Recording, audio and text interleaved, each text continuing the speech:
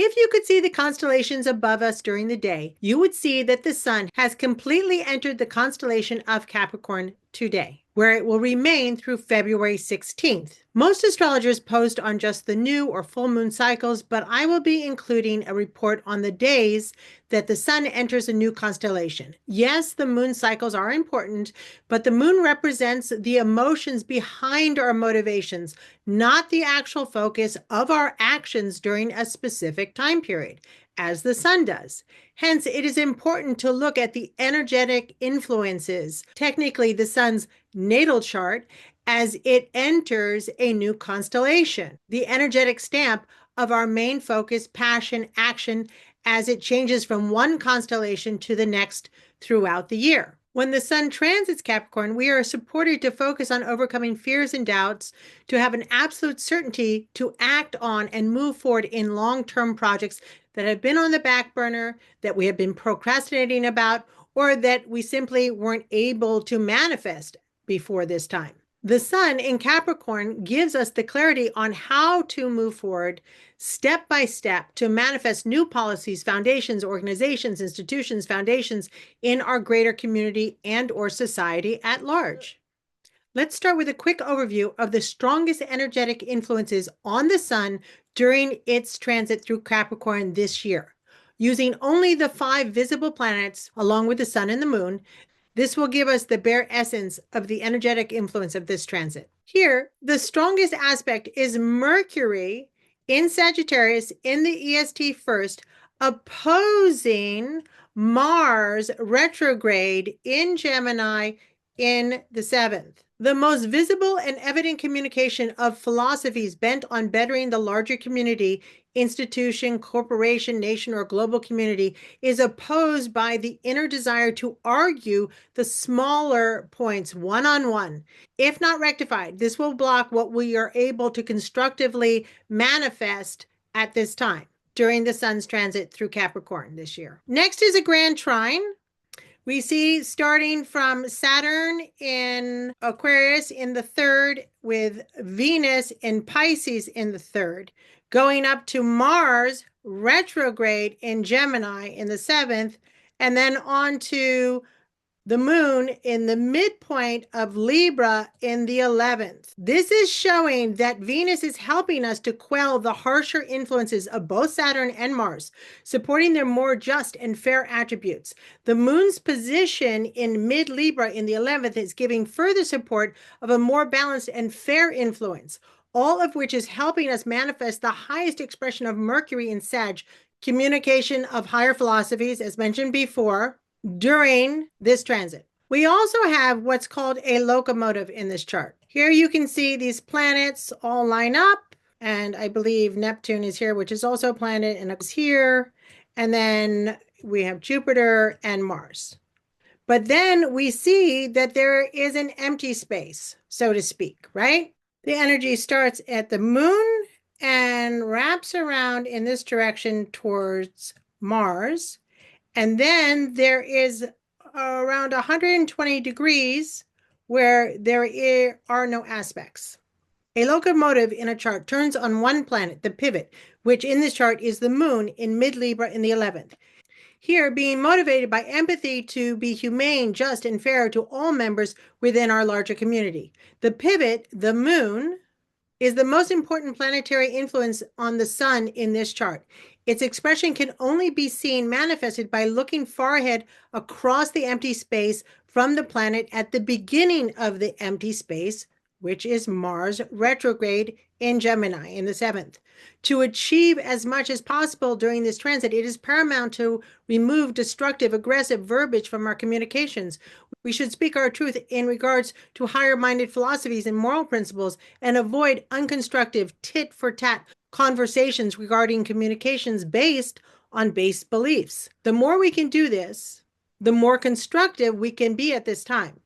The energetic dynamic of a locomotive aspect in a chart is indicative of a visionary who is looking ahead and aware of the turnoff they must take to arrive at their destination. She is highly motivated. The pivotal planet, the moon here, motivates his or her vision. They recognize problems and proceed to solve them. They have initiative, industriousness, and perseverance, and they will leave their own special mark on all they accomplish at this time. Okay, that's the overview. Now, let's take a closer look at the details of the chart. First, we'll discuss the interpretation of the actual sidereal placements of all the celestial bodies along the sun's ecliptic today and their interpretation as they relate to our focus as the sun moves through Capricorn in 2025, which is its energetic blueprint, its energetic stamp for the time it will transit Capricorn, which is through February 16th. After that, we'll discuss the harsh and the supportive energetic aspects in the chart and how to harmonize those to our best advantage. Look at all his energy near the EST ascendant in Sag. The energy of expansion, progress, or the deterioration of higher education, societal philosophies, ideals, morals, virtues, culture, and even religions is most assuredly paramount at this time. In Sag, in the first, we have already discussed the importance of Mercury during this transit. Only a few degrees from Mercury, Pallas Athena, wisdom, creative and inspirational minds in the art of war and strategy, is high in the constellation of Aquila, the eagle. This is giving us insight into what discussions should be focused on at this time. Then with Eros and Lilith conjunct, we know there will be two extreme sides to these conversations, one constructive and one destructive. Pluto, death of toxic influences to make space for transformation, is still in the gap between Sagittarius and Capricorn, an area influenced by the energy of Altair, great leadership, in the constellation of Aquila, again, the eagle. This is the position that both the Pluto and the Sun were in when they were in an exact conjunction during the U.S. inauguration.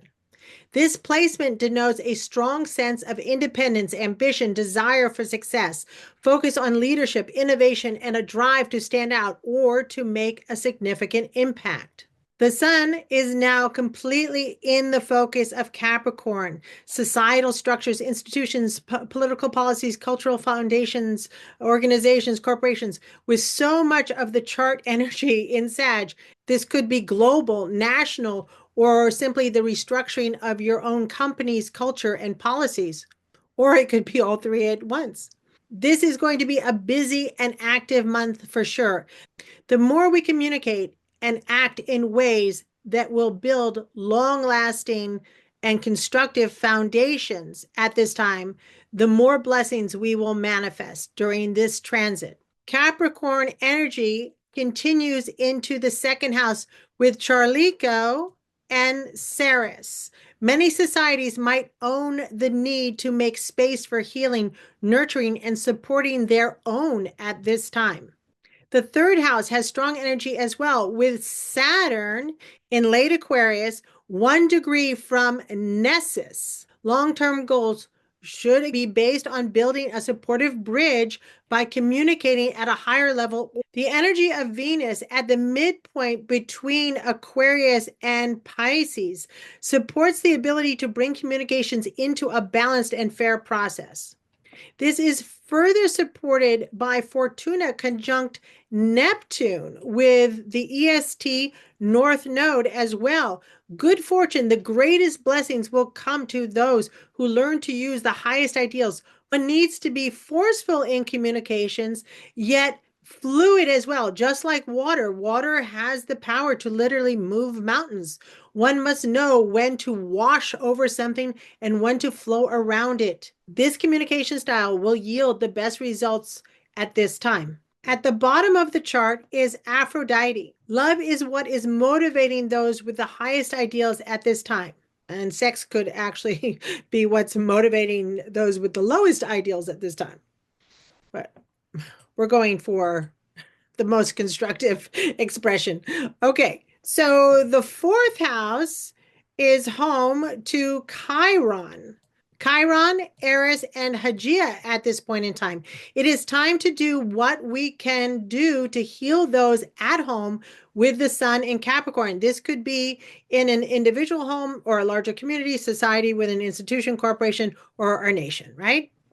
Then this energy changes to Aries with Dejanira, equidistance here between Pisces and Cetus energy. We are particularly motivated to comfort those who have been abused or stop those who have been harming others. In the fifth, we enter a long string of retrograde energy. You can see here, almost all of these celestial bodies are retrograde. The fifth house has Uranus in both Aries and Taurus energy. We become impassioned by sudden flashes of insight into understanding the need to better aspects of ourselves and also society, and Sedna being open to understanding the lessons we can learn from those who have been neglected, used, taken advantage of to help in this process.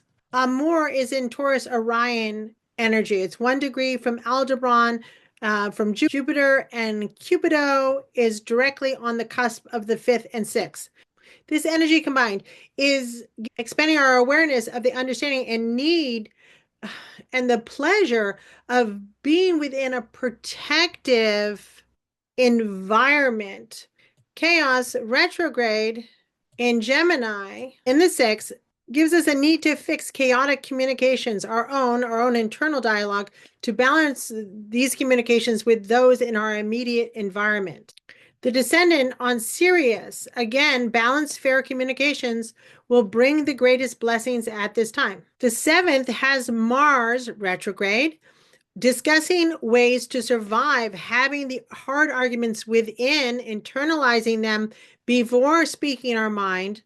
Again, knowing when it is best to be forceful and when it is best to bend. Varuna retrograde in Cancer, new laws are more just and fair, focused on nurturing and supporting those closest to home and heart. The 8th house has the vertex in Leo with Atropos, fate in Hydra, also influenced by Regulus, the energy of Archangel Raphael. A passion for healing deep wounds are a focus at this time. The 9th starts with Achilles and 2 degrees from Orcus, still in Leo energy. The spotlight is on leadership that seems invincible at this time, as it establishes new order out of the ashes of what was. Maki at the top of the chart in Virgo is the last retrograde planet, starting from all the way back in the 5th house, going to the 9th. So we do have a lot of internalized energy on the energetic stamp of this sun's transit through Capricorn. So we have to be thinking hard and ensuring that we are coming forward with ideas and inspirations and communications that are truly for the best of our society, and not just arguing for the sake of arguing to prove that you're right about, just these little tits for tats. We have to be looking to really be thinking about what is best long-term for the majority of a company, institution, or even our nation. Now, Maki and Haumea are both equidistant here in the sky, is the star Arcturus, the unbiased protector of all, with Maki representing the wise and inspired leader, and Haumea representing juvenation, all in the constellation of Boots, which is the energy of those charged with the guardianship of other people, the stewards of grand houses, so to speak, the ones that are caring for the rest of us, or possibly the owner of a corporation or institution. You get the idea. In the 10th, we have Spica, 3 degrees from Nemesis, the karmic equalizer, the goddess who ensures no one has too much and everyone pays appropriately for their misdeeds. basically the restorer of cosmic order. So this is a really interesting energetic blueprint at the very top of this chart. And of course, the 10th house is related to the energy of Capricorn, where the sun is at this time.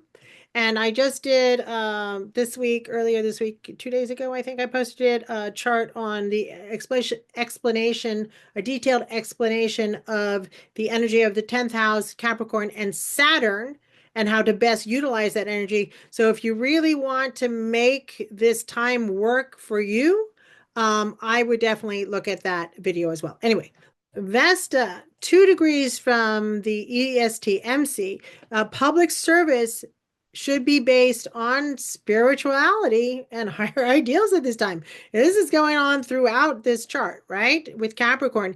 And if you look at Capricorn in the sky, it's very interesting because halfway through Capricorn, pretty much where Charlico and Sirius are in this chart, the energy of Aquarius starts. So these two energies mix.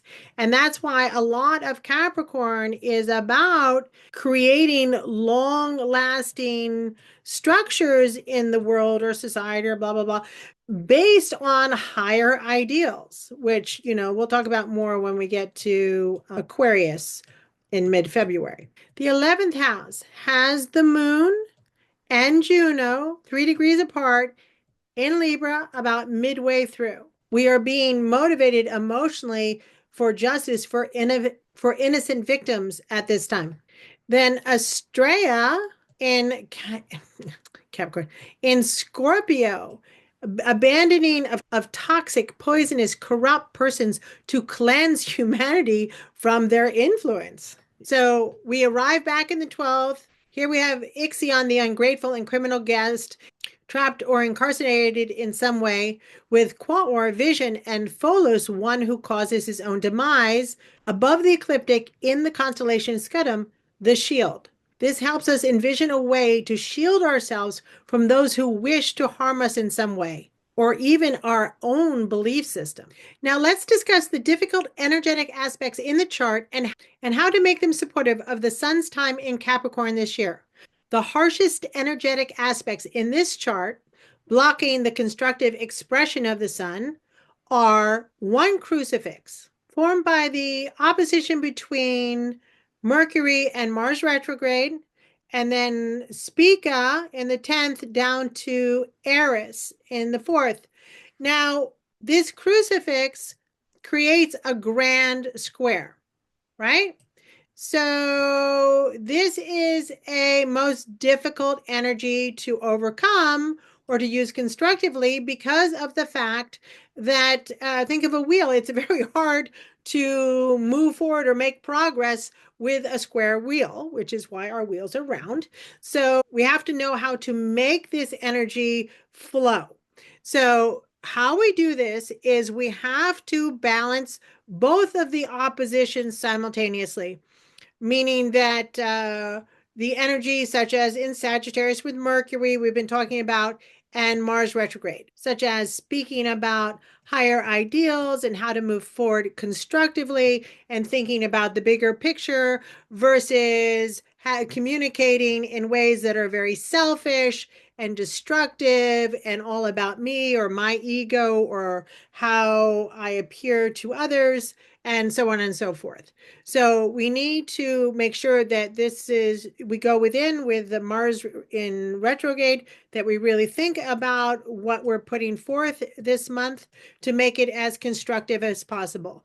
Then we also have to balance Eris here, right, which is known as the whistleblower or the troublemaker or so on and so forth, down in the emotional roots.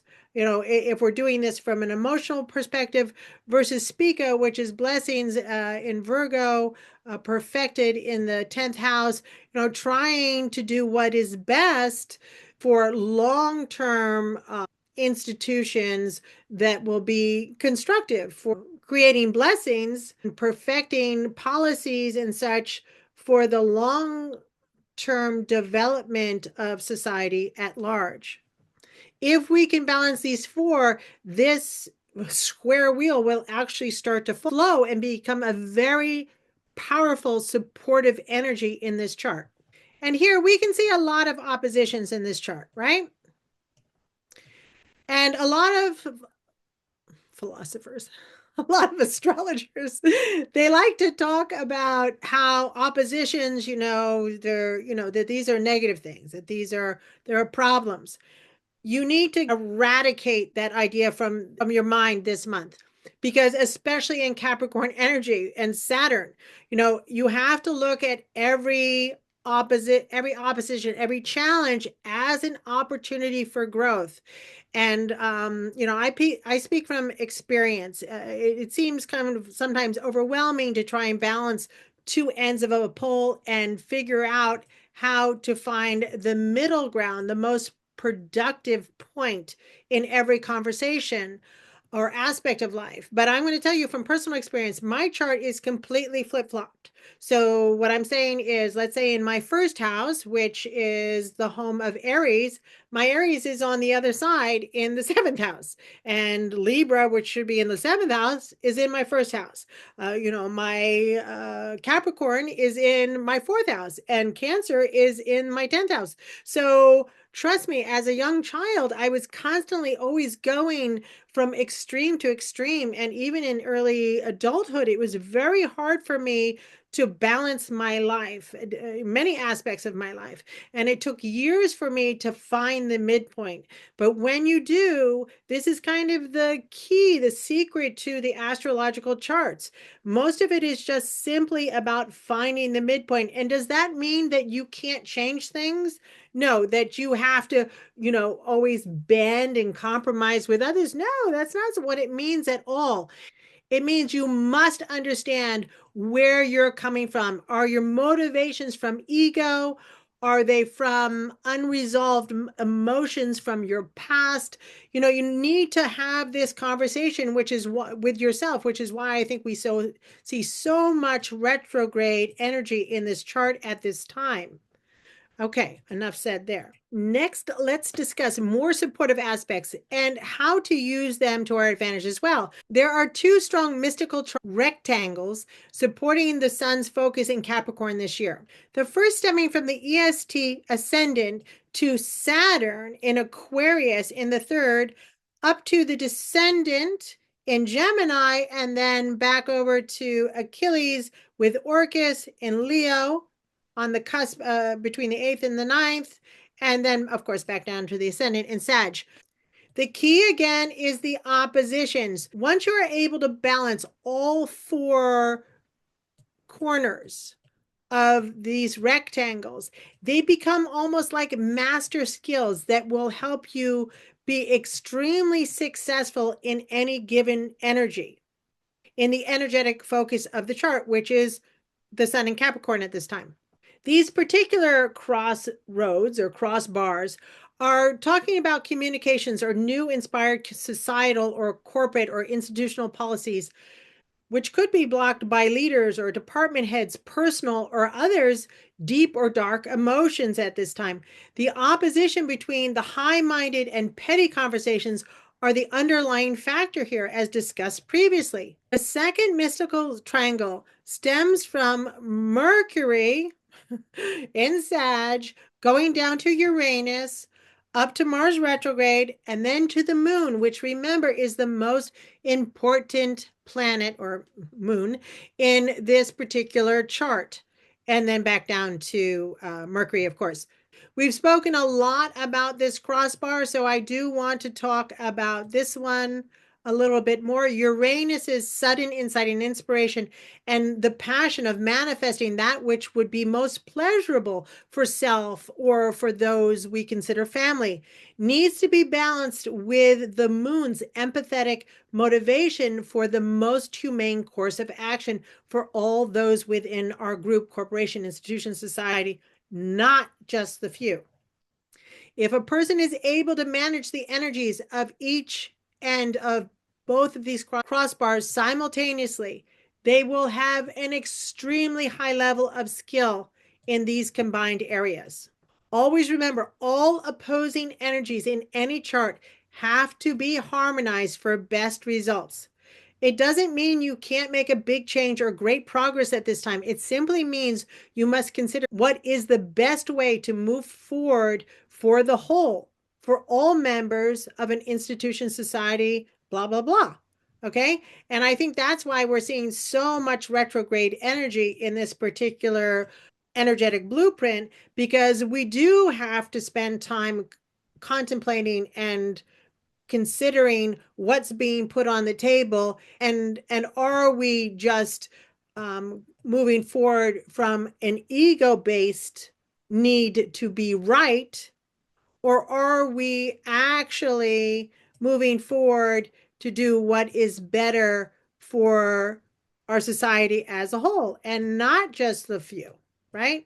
I mean, this energetic blueprint is all over this chart. All right. As the sun transits the constellation of Capricorn this year, 2025, this is what is being supported as the long-term developmental goal for society at this point in humanity's evolution. Release doubt and uncertainty at this time. Do your part in acting in ways that will manifest projects that are for the benefit of others. Do it in ways that are supported in the universal energies discussed in this chart, and you will accomplish more than you can imagine. You will literally move mountains. If you go against the grain, if you aren't in sync with what the universe is trying to push forward at this time, you will accomplish much, much less than others. And what you accomplish will not be long lasting. Well, I hope you find this new sun report helpful. I wish you all the very best blessings of the energy of the sun in Capricorn this year. If you want to know more about the expression of Capricorn energy, check out I think it was my last full-length video that I published earlier this week. It was called Metaphysical Astrology, 10th House, Capricorn, Saturn, Energetic Triad Explained. Okay then. Well, I wish you all the very best. Bye-bye for now. Bye-bye. Bye-bye.